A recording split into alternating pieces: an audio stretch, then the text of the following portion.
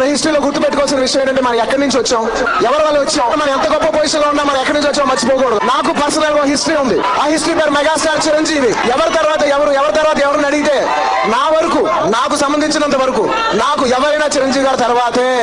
నన్ను ఇన్ని మెట్లు ఎక్కించిన మెగా అభిమానులకి మరొకసారి సభాముఖంగా నేను ధన్యవాదాలు తెలియజేసుకుంటాను. మై డియర్ ఫ్యాన్స్, నా ఆర్మీ, ఐ లవ్ యూ.